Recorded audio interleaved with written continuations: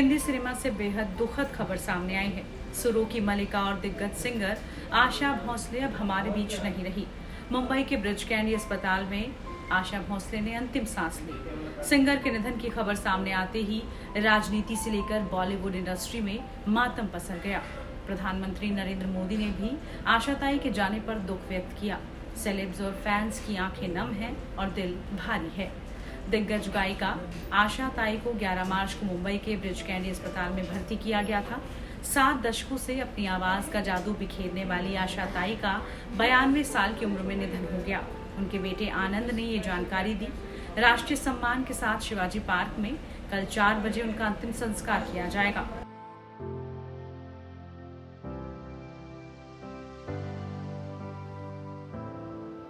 बीते लंबे वक्त से आशा भोसले की तबीयत नाजुक चल रही थी और बीते शनिवार को गायिका की हालत बिगड़ने पर उन्हें मुंबई के ब्रिज कैंडी अस्पताल में एडमिट किया गया था।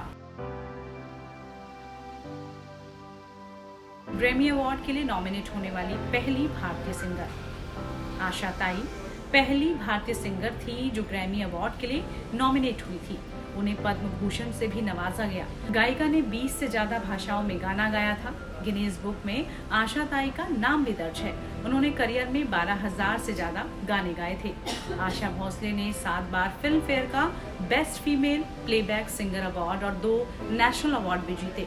उनका नाम 2 बार Guinness book of world record में दर्ज किया गया। इतना ही नहीं, आशा ने पहली भारतीय सिंगर थी जिन्हें ग्रैमी अवार्ड के लिए नॉमिनेशन मिला था। साल 2000 में उन्हें दादा साहब फाल्के अवार्ड से भी सम्मानित किया गया। 2008 में उन्हें पद्म भूषण से नवाजा गया। आशा ताई ने 7 बार फिल्म फेयर का best female playback singer award जीता और 2 बार नेशनल अवार्ड जीता। उनका नाम 2 बार Guinness book of world record में भी दर्ज किया गया। शरीर चला जाता है लेकिन कुछ आवाजें हवा में ठहरी रह जाती हैं, दूर तक, देर तक, कभी कभी, हमेशा के लिए। नया दौर से तीसरी मंजिल, हरे रामा हरे कृष्णा से उमराव जान और इजाजत से होते हुए रंगीला तक वक्त बदला, मंजर बदले, पीढ़ियां बदली, पर्दे पर नायिकाएं भी बदलती चली गई और आशा भोसले की आवाज हमेशा जवान रही। संगीत से आशा का नाता बचपन से ही जुड़ा गया था। उनके पिता दीनानाथ मंगेशकर शास्त्रीय संगीत के ज्ञाता और मराठी रंगमंच की एक सम्मानित शख्सियत थे। लेकिन जब आशा सिर्फ 9 साल की थी तब पिता का साया सिर से उठ गया। पिता के जाने से मंगेशकर परिवार गहरे आर्थिक संकट में आ गया था। उनके जाने से मानो बॉलीवुड का कोहिनूर चला गया। बॉलीवुड से लेकर राजनीतिक गलियारे में उनके जाने के बाद शोक की लहर दौड़ पड़ी है।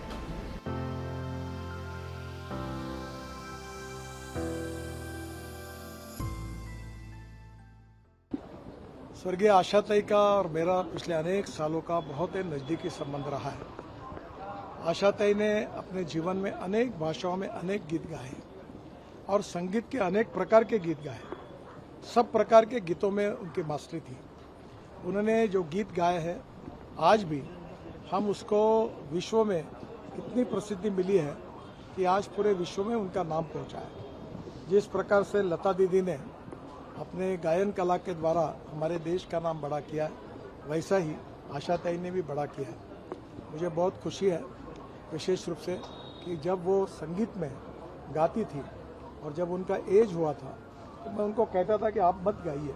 वो मुझे कहती थी कि नहीं, मैं जब तक हूँ तब तक मैं गाती रहूँगी। जिद्द मैंने उनके व्यक्तित्व में देखी और आखिर तक उन्होंने संगीत और गीत इस विषय के लिए अपना जीवन समर्पित किया था और बड़े आनंद और खुशी के साथ वो गाती थी और आखिरी में चलना भी नहीं होता था तो भी उनका यही श्रद्धा, कमिटमेंट उनके प्रोफेशन के बारे में थी।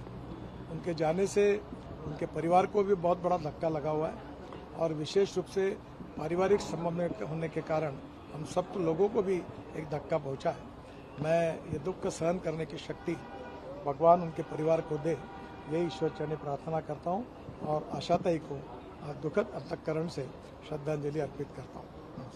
ये पूरे भारत के लिए और विश्व के संगीत प्रेमियों के लिए बहुत ही दुख की बेला है। सबसे वर्सेटाइल आर्टिस्ट के रूप में जिनको जाना गया, ऐसी आशा ताई भोसले, इनका दुखद निधन हुआ है।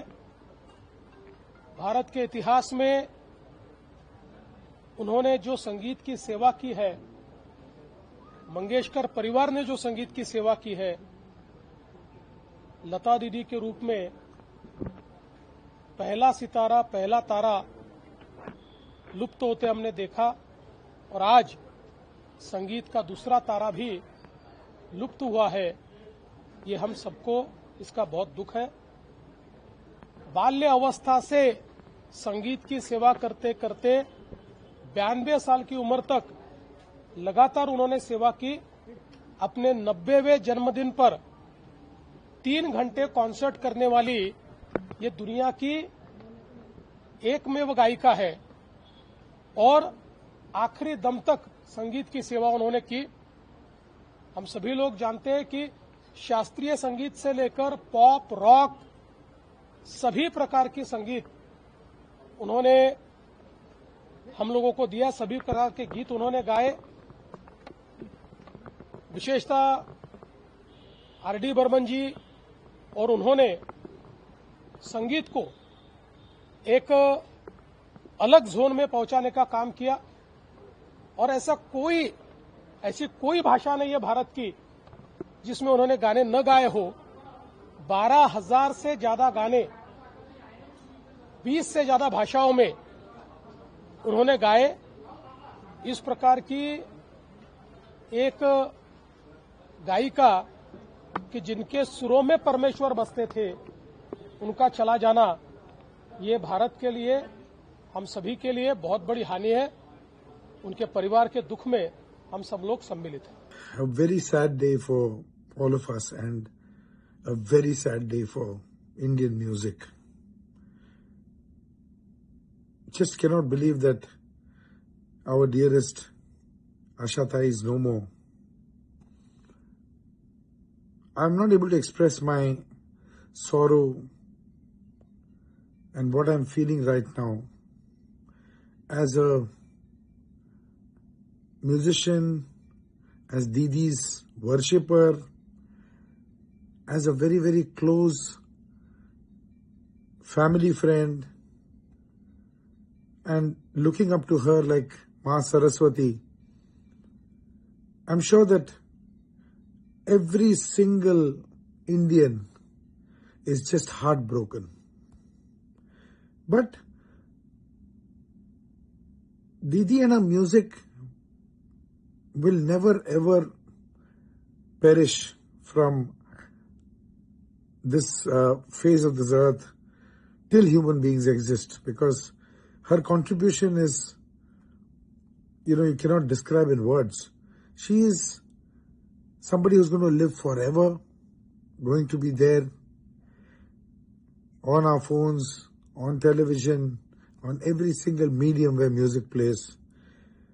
She's going to be there with us, with her amazing voice, resounding all over the planet. At this moment, we are all grief-stricken, we are all heartbroken, that's all I can say. But let's all pray that she's in a better place. She keeps blessing us and sending us her positive, enthusiastic energy that she used to always share with us, and keep her hand over our head and bless us. We'll miss you, Didi. We'll miss you. आज जो दुखद समाचार मिला है, हम सबके दिलों पे अनंत काल तक राज करने वाली आशा ताई नहीं रही। ये ख्याल भी कि अब ये हम लोग उनके बिना रहेंगे या उनको सामने हंसता मुस्कुराता चहकता हुआ जैसे देखते थे अब कभी नहीं देख पाएंगे, इतना दुखद है। आशा ताई ने इतनी बड़ी एक लेगेसी क्रिएट की है। आसान नहीं होता कि बहुत बड़े वटवृक्ष के नीचे नई पहचान बनाना, लेकिन आशा ताई जी ने लता दी के सामने गाया और क्या गाया, हर मोर्चे पे अपना लोहा मनवाया। एक जमाने में लोग कहते थे वो सिर्फ शोक गाने गा सकती हैं, लेकिन भजन, गजल, क्लासिकल म्यूजिक और सबसे बड़ी बात हर युग में हर पीढ़ी के लिए उन्होंने गाया। आज की भी नई पीढ़ी आशाताई को जानती, वो उनके साथ उनकी जुबान में बात करती थी, जिसको कह सकते थे कि यंग एट हार्ट, और आवाज में ऐसी ताजगी। कैसे भूल सकते कि 90 के दशक में, 2010 में जब जब उनको हमको सुने, लगा ही नहीं 70 साल की, 80 साल की आशाताई गा रही, वही जिंदा दिली। आशाताई ने अपने गानों से मुझे लगता है एक ऐसा ऐसा एक इतना बड़ा साम्राज्य हम सभी भारतवासियों ने, पूरे विश्व के कला प्रेमियों के दिलों पे राज करेंगी वो अनंत काल तक। अ, जाना सबको है। और ये भी देखिए क्या संयोग है कि लता ताई भी 92 वर्ष की आयु में छोड़कर गई, और अब दोनों बहनें शायद साथ मिलकर के इस ईश्वर के पास आराधना कर रही होंगी और साथ मिलकर के गाएंगी। वे यहाँ इस धरती से तो मुक्त हुई, लेकिन मेरे जैसे बहुत सारे कला प्रेमी आज बहुत दुखी हैं, और मन से उनको हृदय से श्रद्धांजलि अर्पित करते हैं, प्रणाम करते हैं। मेरा बहुत सौभाग्य रहा कि मैंने उनको लाइव सुना कई बार, और उनसे भेंट हुई, उनसे बात करने का अवसर मिला, और वो क्षण मैं अपने जीवन की सबसे अनमोल क्षण मानती हूँ।